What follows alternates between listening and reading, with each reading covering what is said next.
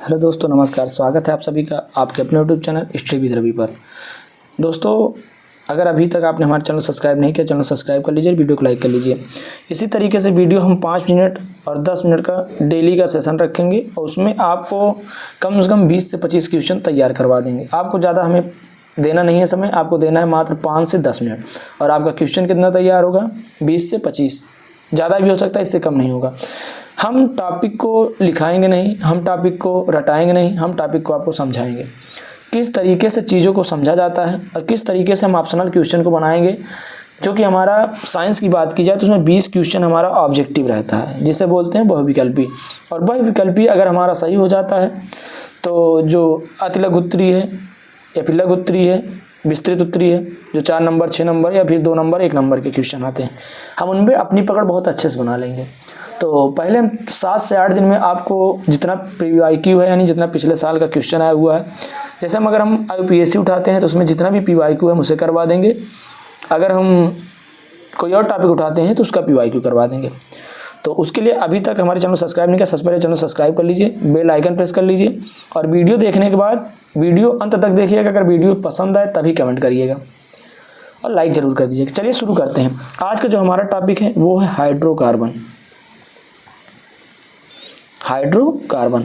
अब हम हाइड्रोकार्बन की बात करें तो हाइड्रोकार्बन में हाइड्रोजन और कार्बन का अध्ययन किया जाता है। और उसमें भी बात करें UPSC पढ़ते वक्त तो यहाँ पर हो जाता है संतृप्त हाइड्रोकार्बन, संतृप्त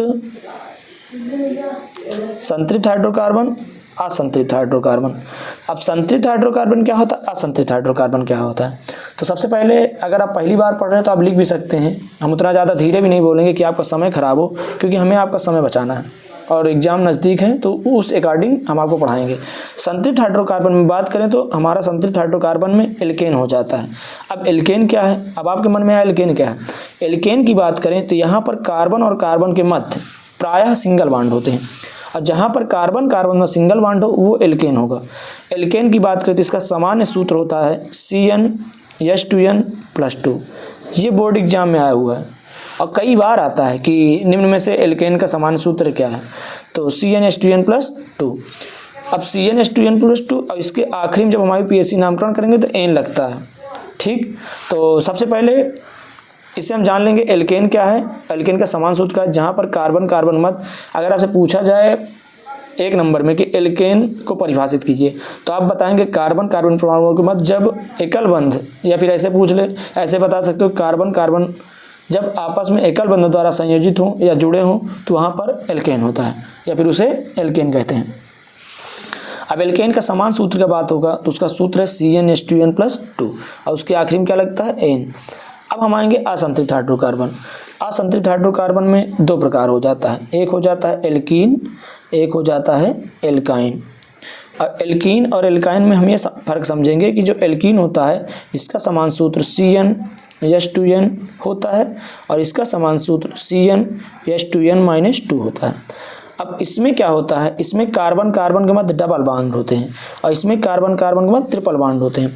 तो जहाँ पर कार्बन कार्बन के मध्य डबल बॉन्ड हो वहाँ पर क्या पाया जाएगा? एल्कीन। और जहाँ पर कार्बन कार्बन में ट्रिपल बॉन्ड हो वहाँ पर क्या पाया जाएगा? Alkene, alkyne. और इसके लास्ट में इन लगता है, इसके लास्ट में आइन लगता है। अब ये हमें मदद करेगा UPSC नामकरण करने में। तो अभी तक हम इतना समझे कि हाइड्रोकार्बन क्या होता है, जिसमें हाइड्रोजन और कार्बन के यौगिकों का अध्ययन किया जाता है, क्या कहलाता है? हाइड्रोकार्बन। फिर उसके बाद आए हम संतृप्त पे, यानी हाइड्रोकार्बन 2 प्रकार का, एक संतृप्त एक असंतृप्त। संतृप्त में बात करेंगे एक हो जाएगा एल्केन, एक और असंतृप्त में एल्कीन और एल्काइन। तो इसका समान सूत्र पूछा जा सकता है, एल्कीन का समान सूत्र पूछा जा सकता है, एल्काइन का समान सूत्र पूछा जा सकता है। तो एल्केन का समान सूत्र होता है CnH2n+2, एल्कीन का होता है CnH2n, एल्काइन का होता है CnH2n-2।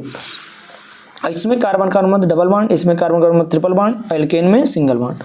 अब हम कुछ दे रहे हैं उसको आपको याद करना है और फिर जो कल का वीडियो होगा उसमें आपको बताएंगे UPSC का नामकरण कैसे किया जाता है।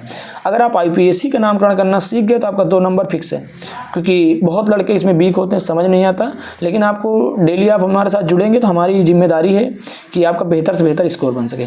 तो हम पढ़ेंगे जहाँ 1 कार्बन होता है, जहाँ 2 कार्बन होता है, जहाँ 3 कार्बन होता है, जहाँ 4 होता है, जहाँ 1 कार्बन होता है उसे बोलते हैं मेथ।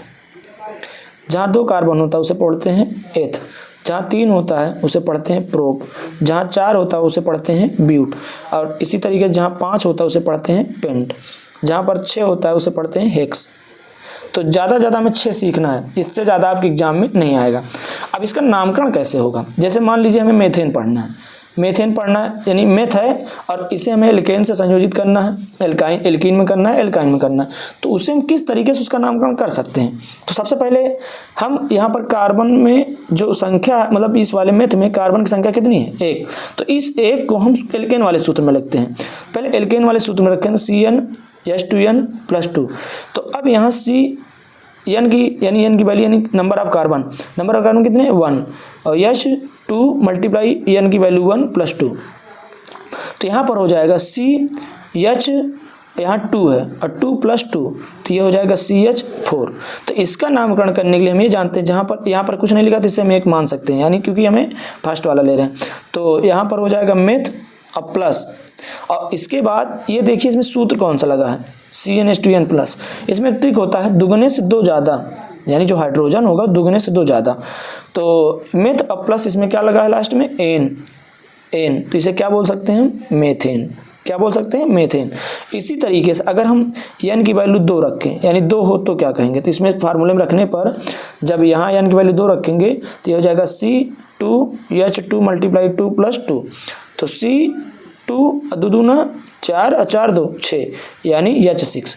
अब इसका नामकरण पूछा जाएगा तो इसका नामकरण होगा C, यानी 2 कार्बन है तो 2 कार्बन क्या पढ़ा जाएगा मेथ एथ, तो हम लिख लेंगे एथ और लास्ट में क्या जुड़ता है एल्केन वाले में, लास्ट में एल्केन वाले में क्या जुड़ता है एन, तो यहाँ पर क्या लिख देंगे एन, यानी इसको बोल सकते हैं एथेन, क्या बोल सकते हैं एथेन। इसी तरीके से आपको 6 तक कार्बन 6 तक करना है, होमवर्क है आपका ये, और डेली आपको होमवर्क करना ही करना है। अगर आप डेली जुड़ेंगे हमारे साथ तो हम आपको 30 दिनों का टारगेट लेके चल रहे हैं, 30 दिन में पूरी साइंस आपका रिवीजन करवाएंगे और उसके बाद एग्जाम में एनालिसिस करके बताएंगे कि हमारे कौन सी क्लास से कितना क्वेश्चन आया हुआ है।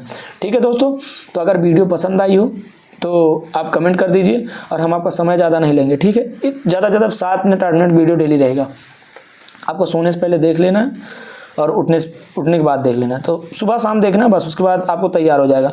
हमें ये नहीं कि हम आपको डिजिटल बोर्ड पे आके अपना फेस दिखाएं या फिर इतना टाइम लगाएं, टाइम नहीं लगाना, हमें जल्दी कंप्लीट करना है क्योंकि हमारे पास समय बहुत कम है। ठीक है, मिलेंगे नेक्स्ट पार्ट में। अगर आप लोग शेयर करेंगे कमेंट करेंगे तब, क्योंकि ज़्यादा लोग देखेंगे तो ज़्यादा मज़ा आएगा हमें भी पढ़ाने में। ठीक है, अभी तक जिसने तो सब्सक्राइब नहीं किया चैनल सब्सक्राइब कर लो और वीडियो को लाइक और शेयर करना ना भूलो। ठीक है दोस्तों, धन्यवाद।